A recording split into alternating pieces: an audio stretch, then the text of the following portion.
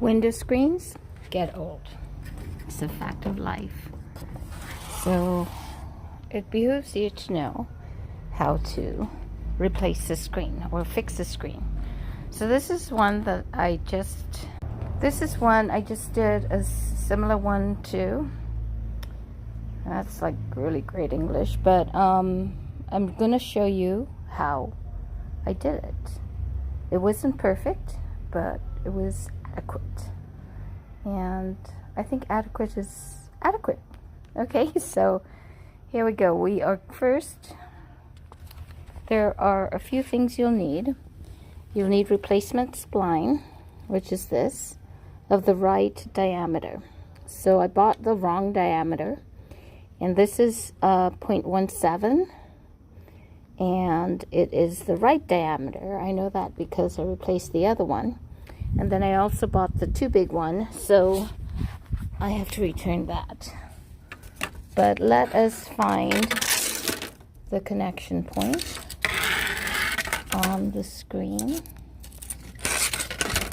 Looks like it's right here, right?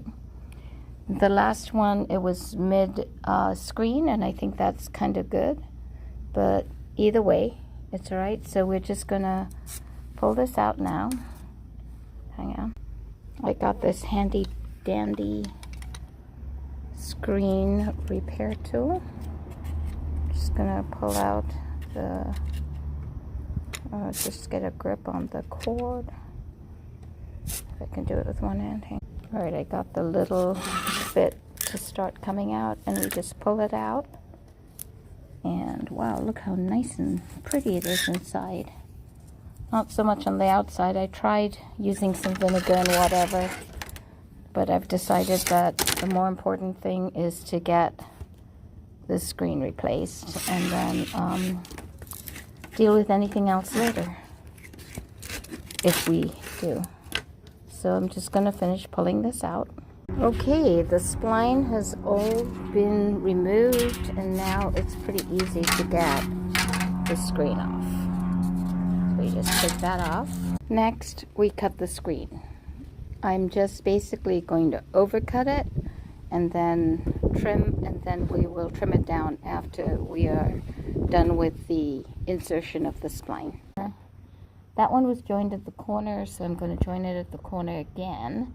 And I'm going to stop this recording so that you can see how I work it with the tool, the handy dandy tool over there. Okay, this is the tool that I used to replace it. I'm going to bring the blade down because I'm not going to use the blade for this first part, and we need to make sure we're safe.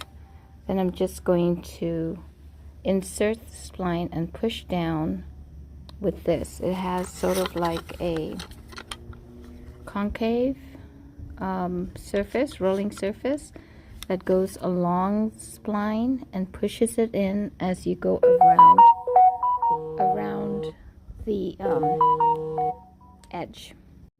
Well, I got 10 minutes before my meeting, so here we go. This is the blade for cutting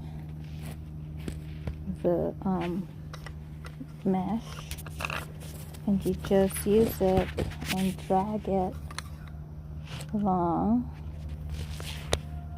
here, and the mesh gets cut.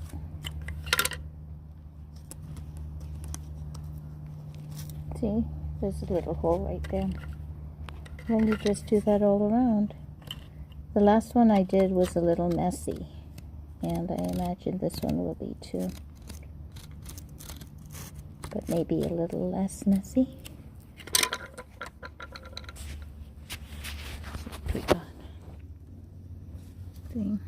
Okay, 2 hands needed.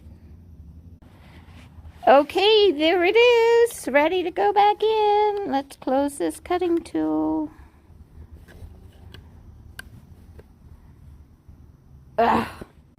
Wow, I realize this part is blade also. Interesting.